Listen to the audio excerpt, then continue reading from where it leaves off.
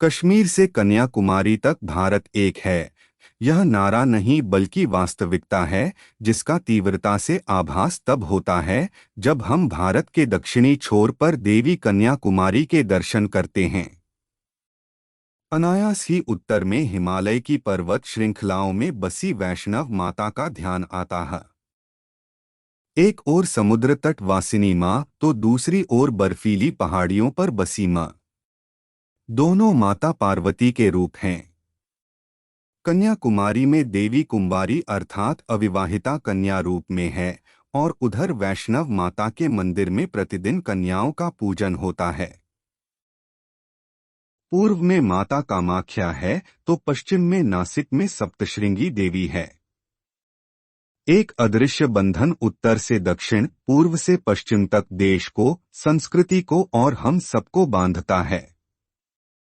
भारत के 51 शक्ति पीठों में से एक कन्याकुमारी भी है। माना जाता है कि यहाँ सती की रीढ़ की हड्डी गिरी थी।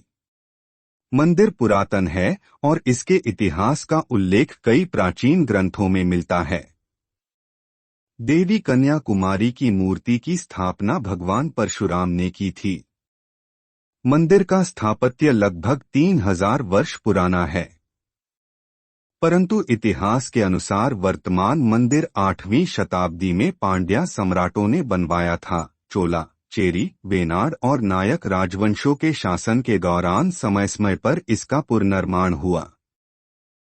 समुद्र के किनारे जहां मंदिर है, उस छोटे से नगर को भी कन्याकुमारी कहते हैं।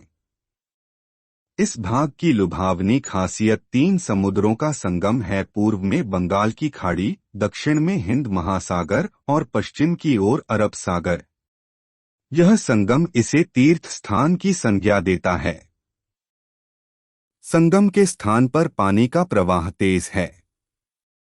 चट्टानों से टकराती लहरें और पानी का उफान मन में श्रद्धायुक्त भय पैदा करता है और इंसान नतमस्तक हो जाता है। कन्याकुमारी मंदिर की वास्तुकला द्रविड़ शैली की है, जिसमें काले पत्थर के खंभों पर गूढ़ और पेचीदा नक्काशी है। मंदिर में कई गुंबज हैं, जिनमें गणेश, सूर्यदेव, अयप्पा स्वामी, काल भैरव, विजय सुंदरी और बाला सुंदरी आदि देवी देवताओं की मूर्तियां हैं। आमतौर पर देवी को यहाँ कुमारी अम्मन के नाम से जाना जाता है। अन्य नाम देवी भगवती, देवी बाला, भद्रकाली आदि हैं। माता के कुमारी रूप में पीछे एक रोचक कहानी है। बाणासुर नाम के राक्षस ने घोर तपस्या कर ब्रह्मा को प्रसन्न करके अमरत्व का वर मांगा, पर भगवान ने कहा, अमरत्व तो नहीं मिल सकता, कुछ और मांगो। तो बाणासुर ने मांग की कि केवल कुंवारी कन्या को छोड़कर उसे कोई न मार सके। वर पाते ही बाणासुर ने पृथ्वी पर कहर ढाना शुरू कर दिया और देवताओं को बंदी बना लिया। त्रस्त देवताओं ने मां भगवती को प्रसन्न कर अपनी व्यथा सुनाई। तदनुसार देवी ने कन्या रूप में राजा भरत के घर जन्म लिया। राजा के 8 पुत्र थे तथा एक ही कन्या थी जिसका नाम कुमारी था। जब राजा भरत ने अपना राज्य सब बच्चों में बराबर बांटा, तब दक्षिण का राज्य उनकी बेटी कुमारी के हिस्से आया।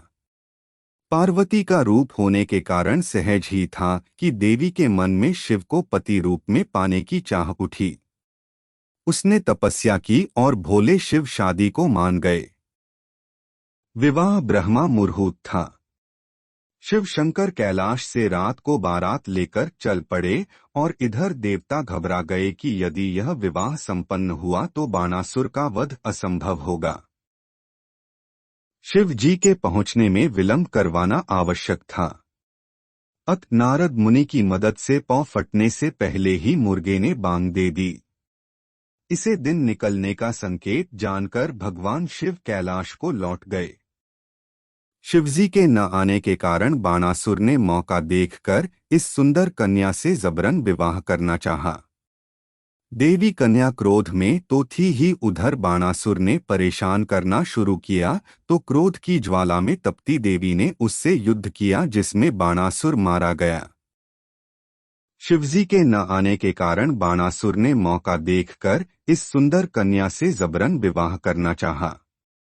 देवी कन्या क्रोध में तो थी ही, उधर बाणासुर ने परेशान करना शुरू किया तो क्रोध की ज्वाला में तपती देवी ने उससे युद्ध किया, जिसमें बाणासुर मारा गया।